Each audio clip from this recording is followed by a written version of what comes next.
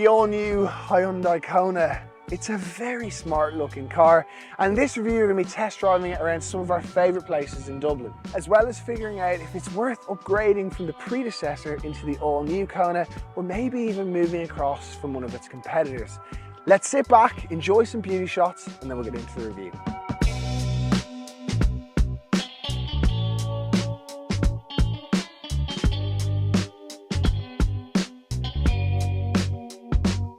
This particular colour is called Mirage Green, and in the flesh it's really nice. It's almost like that Nardo Grey but in a green version.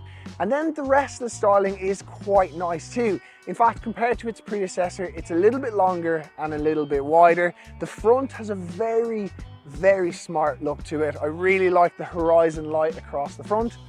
And then the side profile, there's a whole lot of Hyundai Tucson. This line down here, the way the squared arches are, it screams Hyundai Tucson. And then the rear, potentially my favorite angle. And one thing I really see in those tail lights is a little bit of a Range Rover.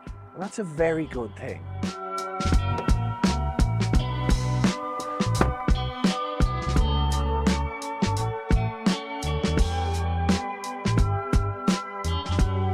So how much does the new Hyundai Kona cost? We're going to go straight into it. €30,895 is the starting price. And that's about right within the segment. I can imagine a lot of people will opt for some sort of finance. So in terms of PCP, that's about €183 a month, which again is pretty affordable for maybe a small family who are considering this. Because that's kind of what this segment costs in general. Now, that does depend on what engine you get. So that's with the entry engine. There is also a hybrid version that's about €34,000. But actually now is a good time to pull in and talk about engines.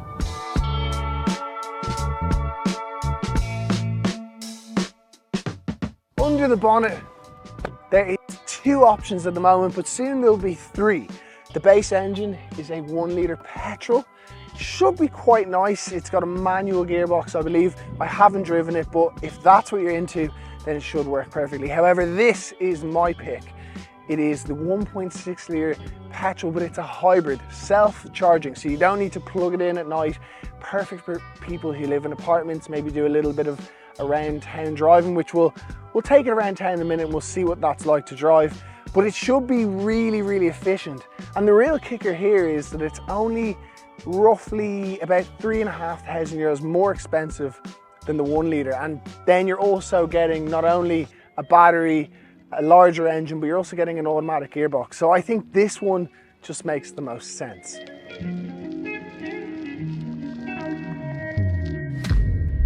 So as we drive around town, the hybrid system mostly stays in all electric mode. It's actually really quiet right now. I'm at 30 kilometers per hour, and just at that point does the engine kick in, and it's a very seamless transition. So it's a really nice way to drive, and actually the automatic gearbox is very smooth. And as a whole, I think definitely, as I said before, this is the one to go for. In terms of power, it's not exactly rapid quick. 141 horsepower, but it doesn't really feel it. Now, there is a whole bunch of driving aids, and you kind of expect them nowadays, particularly in Korean cars. I almost hold them to a higher standard. Even if we look back 4, 5, 6 years ago, they had brilliant lane assist, adaptive cruise control, and it kind of continues on. And I expect no less, and you get no less. It's brilliant.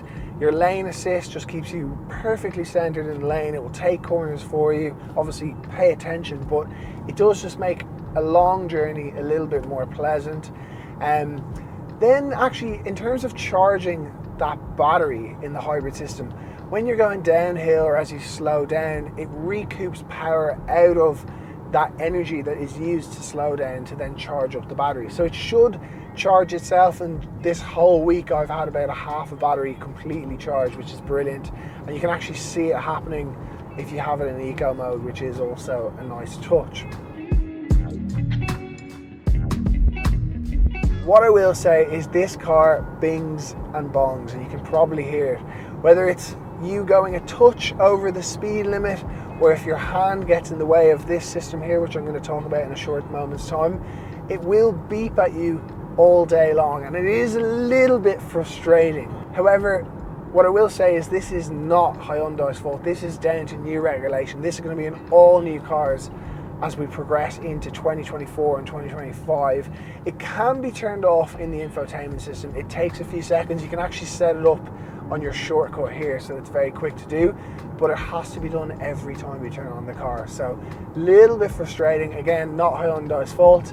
But this little mechanism here is quite interesting because it is a camera and it is checking that I am paying attention, which is a very good thing from safety, but it does make you wonder, and we've seen this in some of the Chinese brands like the Aura. Funky Cat had a very similar system. This is a little bit more discreet, but it does intrude in your driving a little bit. A big one that I found is I tend to drive with my hand on top of the steering wheel, and when I do that, my arm actually blocks its side of vision to me, and then it basically beeps saying, "We can't see you." Now, the reality is you should be driving with your hands at 10 and 2, and in that case, it's absolutely perfect. And I suppose it does serve a good purpose, because you shouldn't be looking down at your phone, or you shouldn't be looking out the window and getting distracted. So it is very useful. And then just as a whole, the general bings and bongs, they're all to do with speed limit changes, going over the speed limit, not paying attention. There's just a bing and a bong for everything. So the interior of the Kona, this is a big upgrade from the previous one. So if you had the old Kona, you're gonna all of a sudden notice some real nice improvements. The seating position's lovely. You've got a nice armrest here. There's an armrest on this side. And then there's also loads of buttons, which is a very rare thing in a car nowadays. Usually it's just these big touch screens, and whilst we do have two big 12.3-inch screens, the buttons and the shortcuts down here are brilliant. I love how they're separate climate control, so if you want to put the blower up, you just hit the button. You don't have to go faffing through the system. So hats off to Hyundai there. And just as a whole, the system itself is pretty easy to use. I've had no problems with it all week. You connect your phone up very easily. One maybe slight bone to pick with it is that it is wired Apple CarPlay at the moment, which is a shame, because it just means you have to have a USB-C charger, which not a lot of us have. So unfortunately, I've been kind of just using the Bluetooth and not actually having my phone displayed mirrors through there, because I don't have a charger. That's a me problem, not a Hyundai problem, but I suppose if you bought one of these, you'd buy one of them. One thing I have to say that is unbelievable is the wireless phone charger. I can't believe it. First of all, it works through a phone cover, which absolutely none of them do. And second of all, it actually charges your phone. Most of them just seem to hold the charge, but here in the Kona, it actually, on an hour drive the other day, I gained about 25%, so very impressed with that. Steering wheel's lovely. Obviously your drive selection mode is down here on the right hand side. You've got shortcuts here, so everything from your cruise control, your lane assist, that's all controlled here, as well as your music. And then you've got a few different stalks, your lights, your indicators, your wipers, the usual stuff. In terms of in the rear, it's pretty spacious. I think there's a little bit more knee room than the predecessor, plenty of headroom, nice comfortable seating position. And then in terms of features, there's an armrest with two cup holders, there's two USB-C charging points, a bit of netting, and then actually for small families, you'll be delighted to hear, there is ISOFIX points both this side and this side, and the doors open nice and wide, which just means getting the child seat in isn't all that difficult.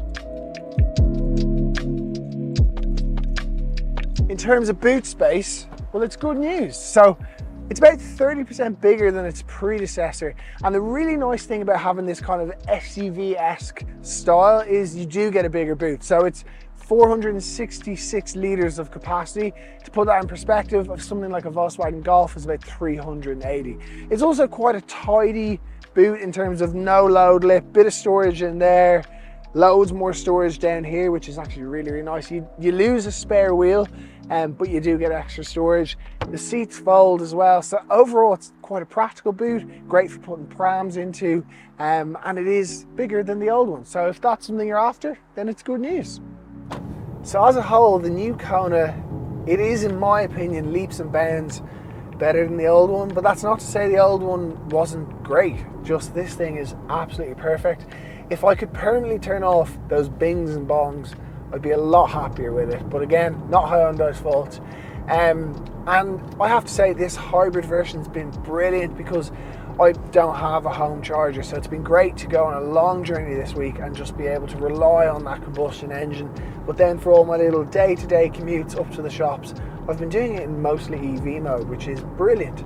And on the subject of EV, there will be a full electric one coming in the near future, and if it's anything to go by the last version, it should hopefully be somewhat affordable and also very, very good. Anyway, a big thank you for tuning in to today's review. If you've enjoyed it, then please make sure to subscribe and let us know what cars you'd like to see us review in the near future. And also, if you'd like to search for Konas for sale in Ireland, then hit the link up there. We've got over 1,000 trusted dealerships around the country, and it's the best way to go and test drive a car, is to actually go and see what it's like to drive in the real world. But that's it from me. We'll see you in the next one, and thanks for watching.